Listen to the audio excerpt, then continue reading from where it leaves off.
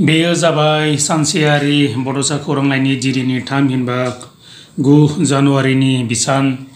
दिनैनि बिसाननि थुनलाइयारि आयदायाव सोर सोरनि लिरथिया सेबखांजादों बेखौ फोरमायनो थाखाय आखायाव लानाय जाबाय। गिबियावनो बयनिसिमबो गुरैयै खावलायहरनायदि सानसेयारि बड'सा खौरांलाइयाव अराय नोंथांनि बेसेन बहरा लिरथिखौ दैथायहरबाय था, लोगोसेनो अनसायलांबाय था। कटन मुलुगसोलोंसालिनि मंगलसिं बसुमतारीनि खन्थाइ आरो आं, गहपुरनि प्रेमाली बसुमतारीनि जिरोन गैयै गोथां जोंनि अंग, उदालगुरिनि निजोम बर'नि लांगोना मोखाङाव, उदालगुरिनि निजोम बर'नि नोजोर,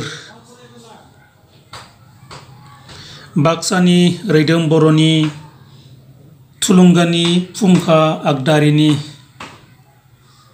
बाक्सानि सबिराम बर'नि गोसो मोनसेयै गोरबोनि दैमुआव आरो बाक्सानि रैदोम बर'नि गजल खन्थाइया सेबखांजादों।